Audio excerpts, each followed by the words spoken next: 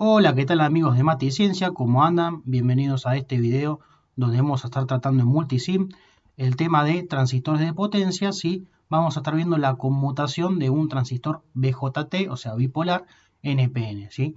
Entonces, respecto al contexto de esto, bueno, sabemos que en electrónica de potencia se trabaja en conmutación, es decir, los dispositivos funcionan todo o nada y aplicando técnicas de modulación y topologías circuitales se puede lograr que sobre una carga haya una forma de onda determinada que, bueno, podría aproximarse a lo lineal, ¿sí?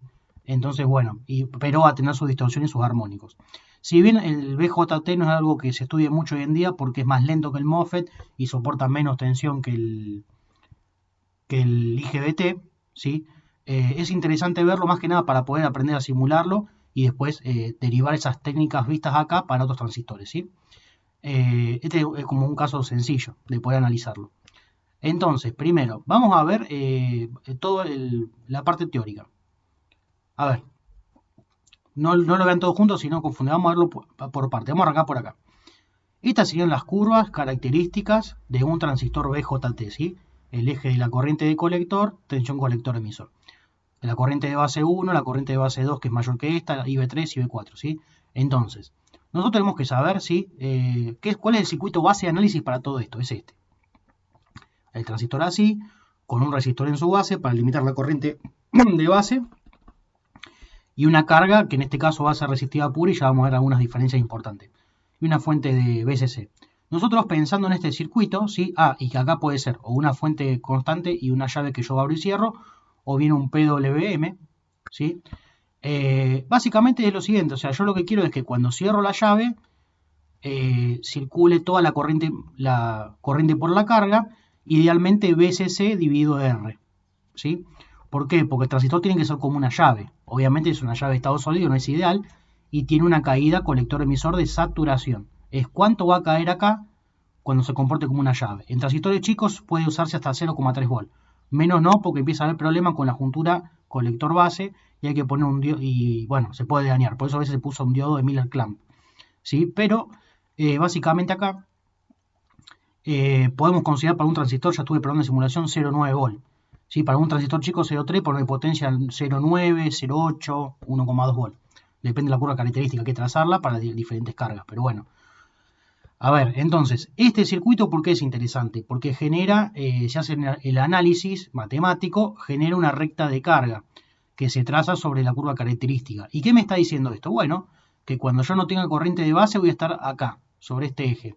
¿Cuánto vale esto? Quiere decir que cuando la corriente es cero, la tensión colector-emisor, ¿cuánto vale? Bueno, vale BSC, ¿sí? O sea, toda la fuente va a caer acá. Y cuando paso a la saturación, quiere decir como llave cerrada, acá la llave abierta, lo ideal sería que no caiga voltaje acá, ¿sí? Y que el valor de corriente, o sea, este punto final que esté sobre este eje, sea BSC sobre R. Pero eso no pasa, sino que va a estar un poquito más acá. Por ejemplo, que tenga una tensión colector-emisor de 0,9 volt, ¿sí? Cuasi saturación, se llama esa zona. Bueno, entonces, bajo esas condiciones, lo que tengo que hacer es dar una corriente de base tal que sería esta que está acá, para que se cruce acá con la recta de carga, ¿sí? Bueno, entonces, ahí estoy aprendiendo a saturar el transistor. Supuestamente cuando yo abra la base se va a apagar, pero en la realidad hay que tener cuidado, porque los transistores de BJT de potencia no se pueden apagar, se pueden apagar a base abierta, pero soportan poca tensión acá, ¿sí? Hay que apagarlo con un driver que lo mande a masa o que le ponga una fuente de tensión negativa, ¿sí? Pero bueno, para el caso de estudio esto puede servir. Bueno, entendiendo todo esto, ¿sí? ¿Cuál es el problema entonces con los transistores de potencia? Bueno, con los de potencia y con las cargas inductivas. Que un transistor de potencia yo lo voy a querer utilizar para manejar un motor o una carga muy inductiva, por lo general.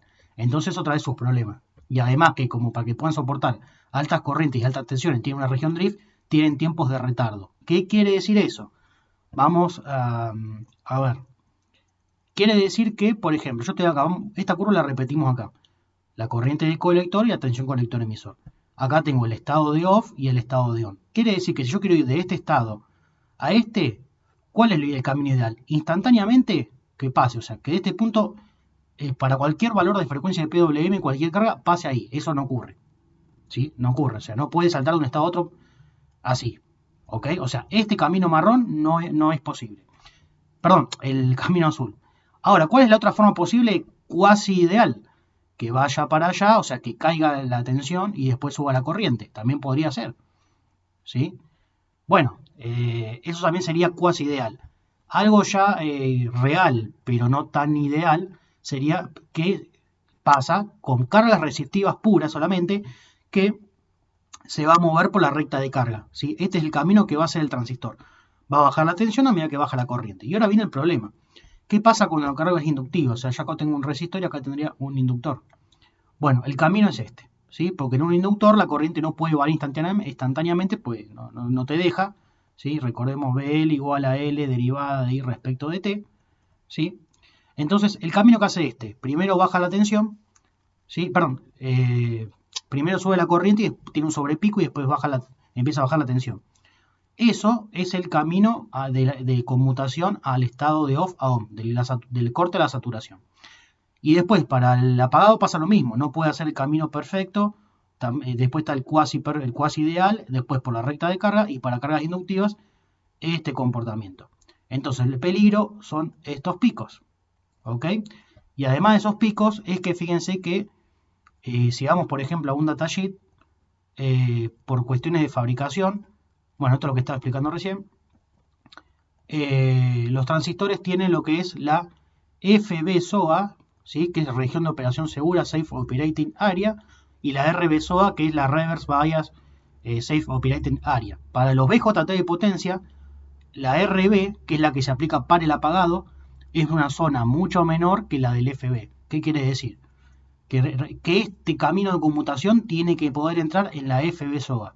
Si vamos a una hoja de datos, es una escala doble logarítmica, o sea que es una zona muy generosa, y esta es en escala de doble lineal, o sea que es una zona muy estrecha. Distinto para el BJT, perdón, para el MOFE y el IGBT, que son las dos la misma y es una zona muy generosa. Entonces, ¿qué problema tengo? Los sobrepicos, y a su vez esto tiene que estar acá adentro, y esto que sería de on a off tiene que estar en la RB-SOA. Ok, bueno, eso tiene definido, ya es mucho, pero tiene sus límites acá. ¿Sí? ¿A qué se ven esos límites de las SOAs? Este es la FB, la RB está por ahí. Bueno, está por ahí dando vuelta en el apunte. Bueno, entonces, a ver, ¿qué más falta explicar antes de seguir? Esto ya está. Esto falta. Bueno, que hay que recordar, bueno, eso del corte y saturación, que el corte es como una llave cerrada, ¿sí? Quiere decir que la corriente es la máxima y la tensión colector-emisor el cero, y cuando está apagado la tensión colector-emisor es esto.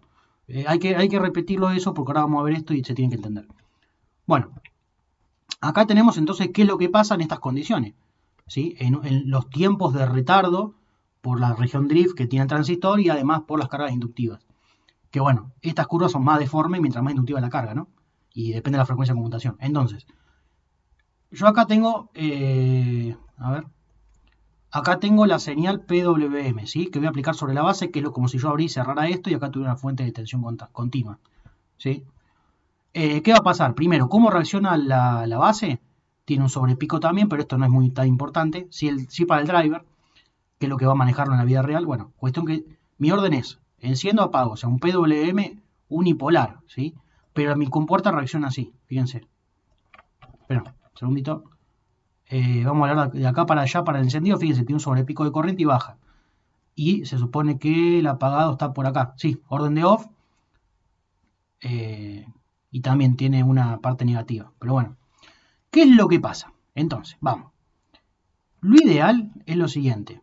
Que esto fuera. O sea, ¿cuál sería lo ideal? Que yo doy la orden de encendido. Acá tengo mi PWM. Vamos a hacerlo hasta acá. La orden de encendido. Bueno, si estaba apagado, mi tensión colector-emisor, ¿sí? Era la BCC, ¿sí? Entonces, cuando doy el orden de encendido, lo ideal es que baje instantáneamente, ¿sí? Y la corriente, lo ideal es que suba, ¿sí? Instantáneamente. Eso sería este camino que estoy marcando acá, ¿sí? Para el encendido. Bueno, y eso no ocurre y bueno, ahí vamos a ver el tema. Entonces, al no ocurrir eso, tenemos pérdidas también. Bueno, cuestión acá. Tenemos tiempo delay, tiempo rise, tiempo storage de almacenamiento, temp fall y t-tail, que es tiempo de cola. Acá los tengo definidos. Tiempo delay es lo que tarda en crecer la corriente de colector de 0 al 10% del valor final en la saturación.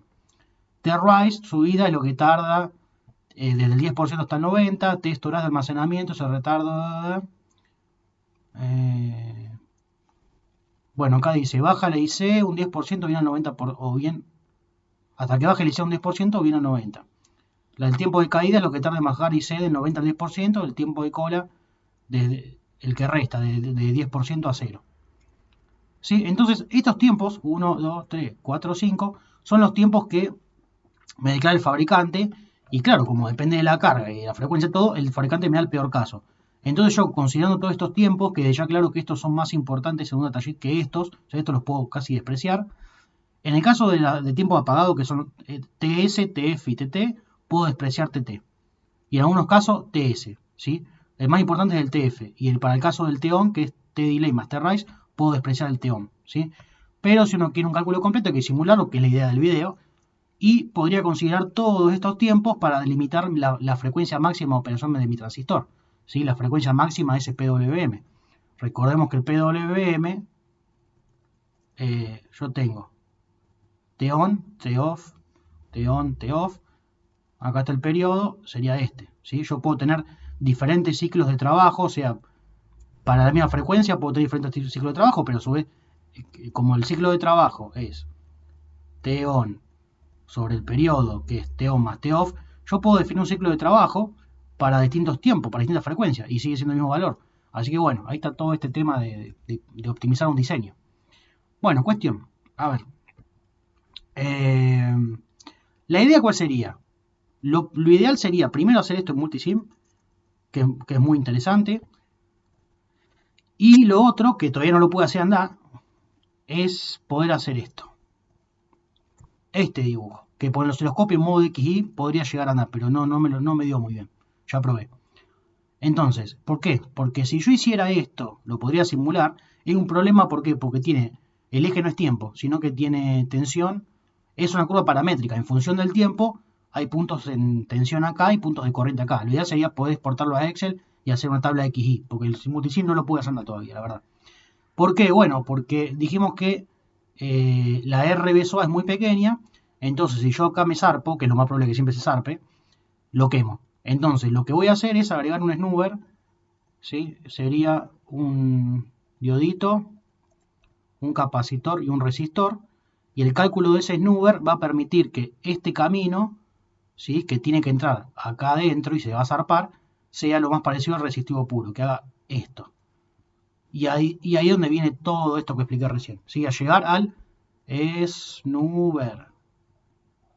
¿Ok? Esa es la idea principal. Por eso todo esto. Bueno, vamos a multisim. Yo acá ya hice andar un par de simulaciones. A ver. Vamos acá primero. Vamos a interactiva. Acá tenemos el transistor de potencia 2N3055. Creo que es de Motorola. Sí, bueno, está. Podríamos haber, como en otros videos, trazado la curva característica y la recta de carga y ver cómo saturarlo, pero acá recorre un camino que puede servir.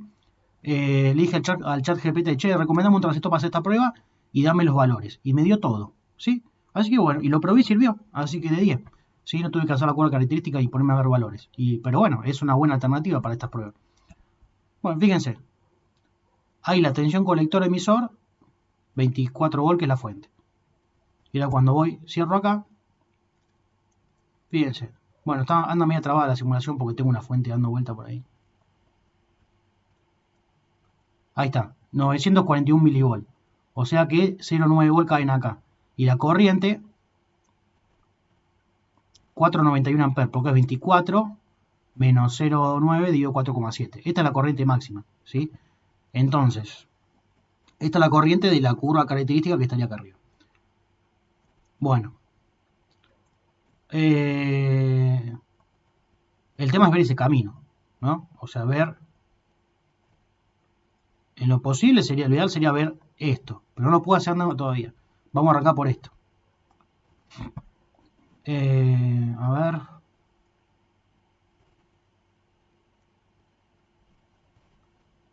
Bueno, segundito. Si lo hacemos andar mejor.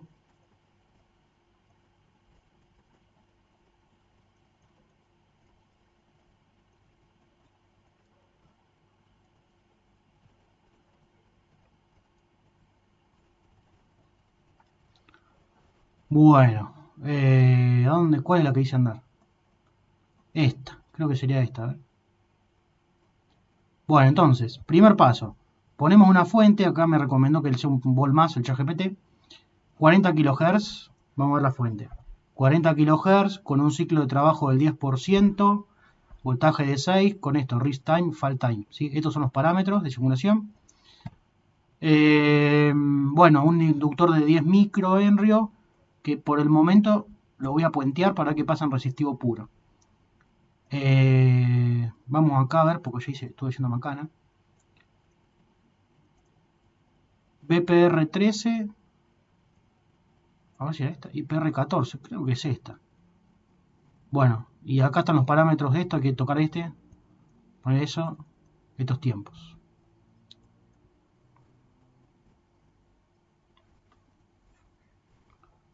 A ver. No, esta no era la que andaba bien. A ver, ya lo vamos a ver enseguida. Había uno que se vio, esta. 12 y 11. A ver, 12 y 11. Esta es. Ah, perdón, sería 20 kHz con un ciclo de 50. Ahí están los parámetros.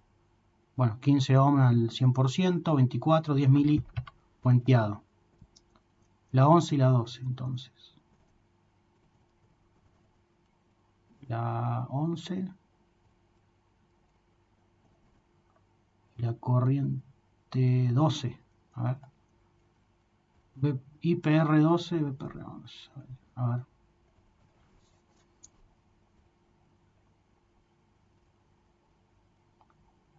Creería que es esta.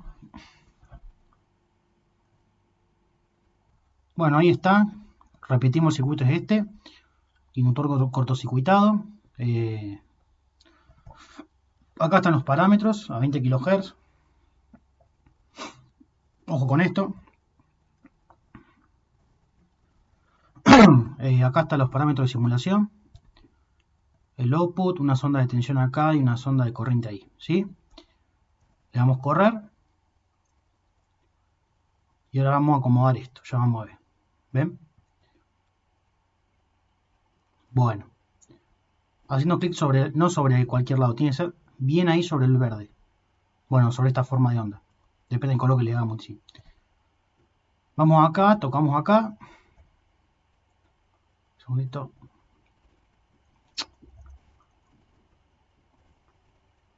¿Por qué no me lo toma? Ahí está. No lo veamos, a veces te lo mueve. Y después apretamos el zoom. Y ahí obtenemos esto. Pero parece todavía medio feo. Se parece ya a la superposición de estos dos. Fíjense, esta sería la tensión. Perdón, la tensión sería la verde, BCE. Esto, lo que está acá.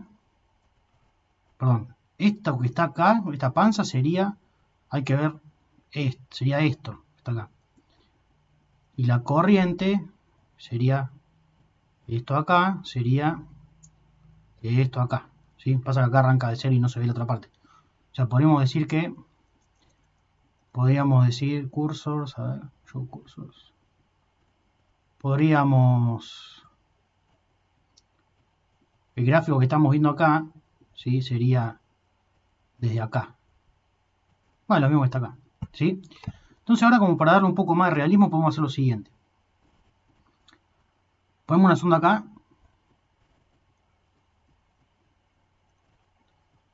La agregamos. Perdón. Dejamos todo ahí. Esta la sacamos, estas dos. Ponemos 6, porque si no va a ser cualquier cosa. Va a mezclar todo. Esperamos que termine.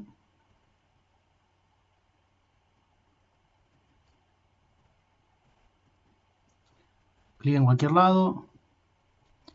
Ponemos copiar gráfico. Tocamos ahí. Y ahí está. Ay, perdón.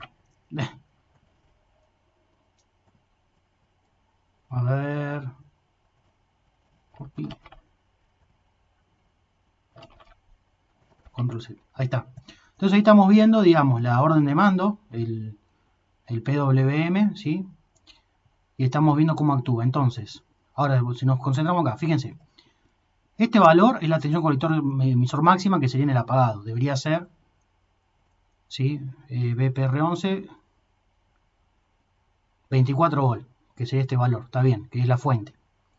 ¿Sí? O sea que la caída de colector emisor que estamos teniendo... Ah, no, perdón. Acá no hay caída de colector emisor porque están abiertos. Y la mínima, que estaría por acá, sería 24 menos 0,9, porque estamos en el resistivo puro. Y el RL, bueno, hay que esperar que se acabe el transitorio del inductor, y nos daría lo mismo a la larga. Ya lo vamos a ver. A ver, entonces, este valor, ahí está, 942 mili, ¿sí? Son los 0,9 que caen en cosa. El transistor como llave cerrada. Y la corriente, la corriente más pequeña sería 0. Debería ser 0 cuando está el transistor abierto. A ver. Bueno, lo marca en mili por error de simulación, pero es 0, ¿sí? Y la máxima a veces es sobre R, los 4,91 volt que vimos antes serían. Y1, 4,9 volt, sí, que son los valores que vimos cuando hicimos esto, ¿sí? Y si lo llaveamos a mano, corte y saturación. Bueno, entonces ahora, si sabemos cuál es el máximo y el mínimo, por ejemplo, vamos a la definición. A ver, vamos por ejemplo, para la tensión. No, perdón, se analiza en corriente. Dice, por ejemplo, el T-delay, el tiempo que tarda en crecer la corriente del 0 al 10% del valor final en la saturación. Bueno, pero es muy chiquito, vamos a ver el T-raise mejor. Es lo que tarda del 10% hasta el 90%, la corriente. Entonces,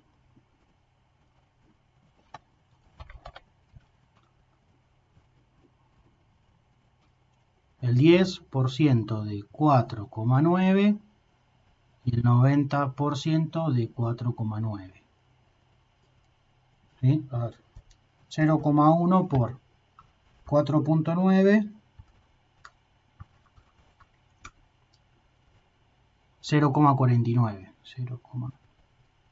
0,49 amperes. Y acá 0,9, que es el 90%, por 4,9, 4,41 volt. Perdón, 4,41 amperes. ¿Sí? Entonces, bien, acá.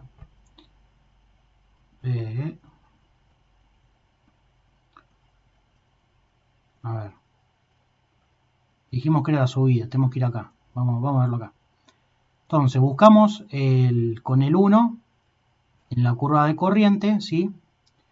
El 10% que dijimos que era 0,49 amperes. O sea, esto debería figurar ahí como 490 miliamperes. Buscamos ese punto.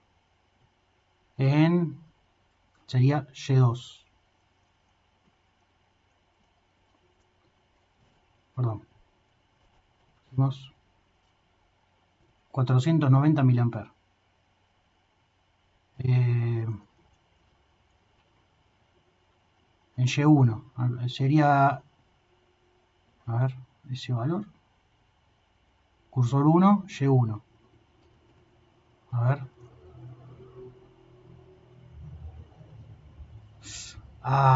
Me deja. Bueno, 502 miliamperes sería aproximadamente. Estamos acá, 500. Y después tenemos que buscar el Y2 de corriente de 4,4 amperes. Y2 de corriente 4,04 amperes, un poquito más.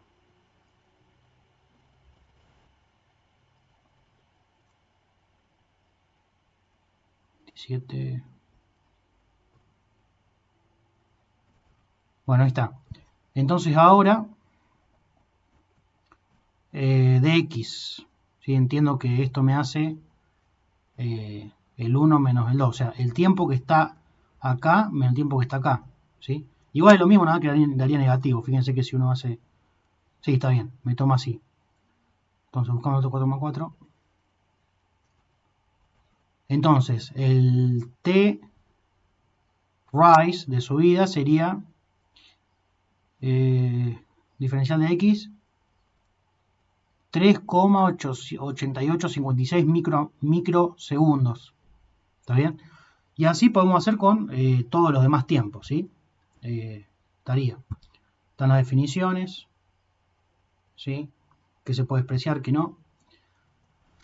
Bueno, entonces ya tenemos eso. ¿Qué nos estaría faltando? Bueno, a ver. Esto lo dejamos así. Podríamos preguntarnos qué pasa con una carga inductiva, ¿no? Estaría bueno. A ver. Este es el circuito. Vamos de vuelta a buscar la PR11 y la PR12. Y esta hay que sacarla, la PR17 la sacamos. Dejamos el mismo tiempo de simulación, o sea que va a corresponderse con las dos pulsaciones de la onda cuadrada, 20 kHz, que hace transcurrir en 2 periodos. Save y vamos a ver qué pasa.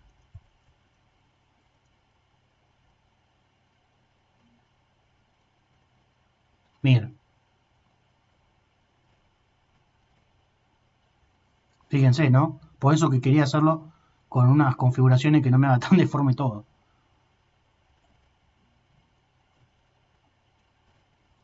Acá si ustedes quieren,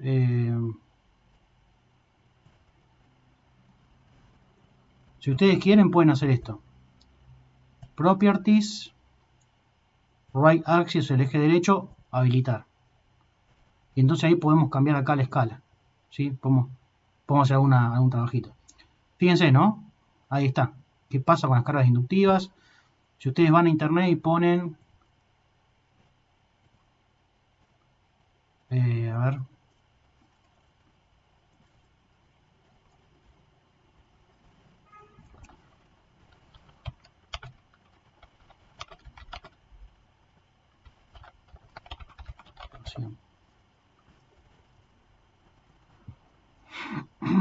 Bueno, acá no me salió nada. Esta es la que estaba moviendo recién.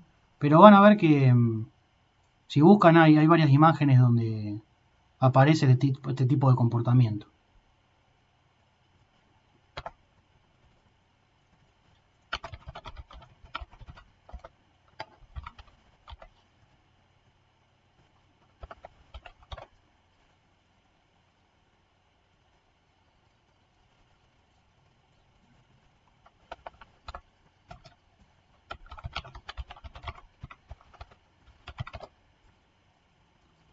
Bueno, he encontrado uno por ahí dando vuelta. Ah, creo que está para el diodo.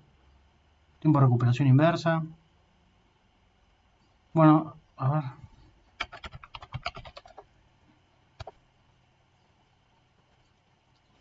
Hay uno dando vuelta acá que lo mostraba. Y bueno, de un comportamiento parecido al nuestro. Quiero decir que se va a deformar, digamos. Eso no es inevitable. Es más, si por ejemplo cambiamos, el ciclo de trabajo,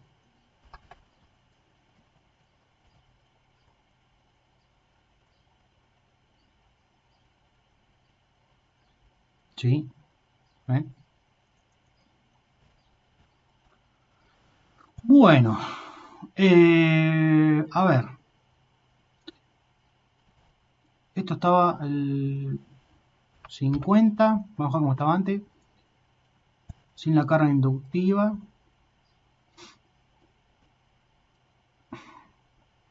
Tenemos el mismo que antes. Está. Y ahí ya me quedó configurado este eje acá, ¿sí? Entonces, ¿qué podremos decir? Bueno, podríamos decir que, si bien todavía no puedo graficar la curvita esta, perdón, que es la importante, ¿sí? Hay que hacerlo en Excel, me parece. Vamos a probarlo en el próximo video. Tenemos que saber lo siguiente. Vamos a la formulita, a ver qué pasa en X, Y. Vamos a hacer una red de ayuda al apagado, ¿sí? Acá va un diodito, un resistor y un capacitor. Entonces, el snabber es R tiene que ser menor a T, esto es 5 por capacitor, T on mínimo. Lo vamos a usar porque el PWM se supone que viene variando, pero bueno. Y C es igual a la corriente que viene circulando por, esto es un diodo ultra rápido, ahí vamos a elegir alguno por ahí, y por el T-off, ¿sí? Sobre 2 por VCE apagado. Este T-off hay que medirlo, esto tiene que ser, esto podemos considerarlo que va a ser 2 por 24 volt, pero en realidad, bueno, hay que ver la taller y con cuánto se apaga, pero bueno, 2 por 24. Esto va a ser los 4,9 amperes. 4,9 amperes. Esto va a ser, esto es T storage más T fall más T tile, que hay que medirlo. Sí, hay que medirlo. Por eso todo esto. Y acá esto sería del PWM, como yo supuestamente voy variando el ciclo de trabajo, sería el más chico posible. Pero para este ejemplo podríamos decir, bueno, si yo voy a hacer un ejemplo, considero el que estoy usando el ciclo de trabajo al 50%, como es 20 kHz, todo esto, o sea, tiempo es 1 sobre 20 kHz, puedo sacar este T-ohm, ¿sí? Y usar eso. El tema es de calcular primero el capacitor. Entonces habría que medir estos tiempos, ¿sí? Hay que medir estos tiempos y, bueno, pero como les digo, de todas formas no tiene mucho sentido si no podemos hacer este gráfico. Este gráfico así del encendido y el apagado, para ver que me pase por acá. Pero bueno, puede ser para otro video que hagamos todo esto junto con el snubber. De todas formas, a ver, por ahí una de esas, si tiramos algún valor así medio azaroso para ver qué pasa.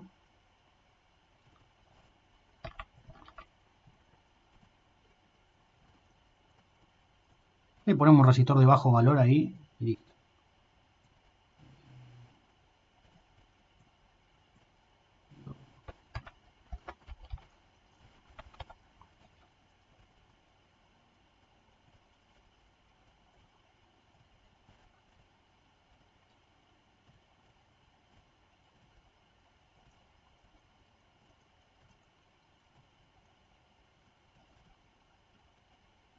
También en otro video podríamos explicar cómo funciona el snabber, ¿sí? Por qué está el diodo, por qué la resistencia. Porque a simple vista parece como que molesta como que molesta ahí, pero no. Tiene toda una explicación. Y hay varios tipos de snabber, ¿no? Este es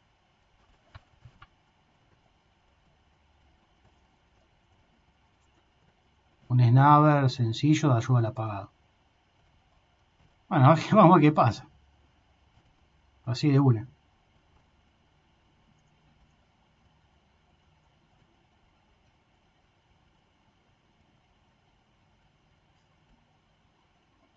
Ok, bueno. Podríamos aprovechar que tenemos esta. Copy graph. Y ya que estamos,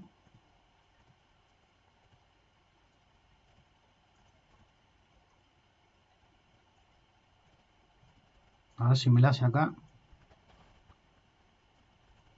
Sí, no, sí. Bueno, ahí podemos hacer una comparativa. A ver, cursor, show cursors. Ah, pero no sé dónde me ponen los cursores.